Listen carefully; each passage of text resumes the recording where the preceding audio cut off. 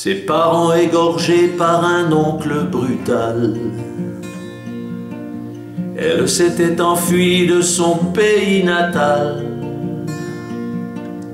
Et elle fut remarquée par Clovis, roi des Francs, pour sa grande beauté et son style élégant. Cette princesse burgonde dans son pays de neige, du fond de l'Estonie au fond de sa Norvège, de famille royale élevée par son rang, est ainsi devenue première reine des Francs. La France n'oubliera pas la première des dames, de toutes les dames de France qui offraient toute son âme pour faire entrer les Francs au royaume de France et faire de sa patrie une terre en puissance. Elle convainquit Clovis de devenir chrétien.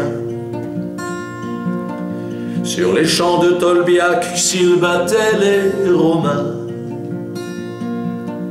Ce fut la conversion de milliers de barbares qui devinrent les Francs que le Seigneur prépare. Moi qui chante sa vie et qui suis de son sang, qui aurait tant voulu avoir son style, son rang. Si je parle aujourd'hui dans cette France athée, c'est bien pour ranimer une foi dévastée. La France n'oubliera pas la première des dames, de toutes les dames de France qui offraient toute son âme pour faire entrer les Francs au royaume de France et faire de sa patrie une terre d'élégance. Clotilde était son nom, la première reine de France, avait la reine Marie comme première espérance. Dans son regard passait toute la force de Dieu et la bonté secrète qu'elle avait en ses yeux.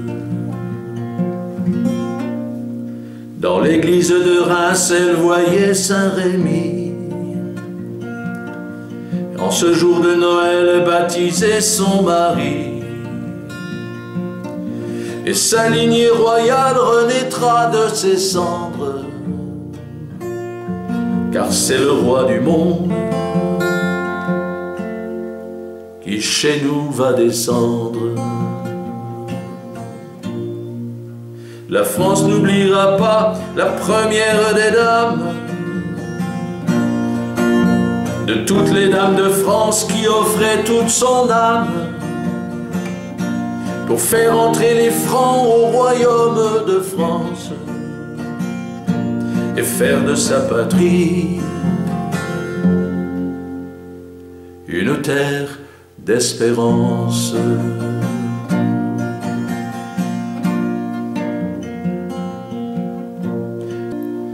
Une princesse burgonde dans son pays de neige, du fond de l'Estonie au fond de sa Norvège, de famille royale élevée par son rang, est ainsi devenue première reine des Francs.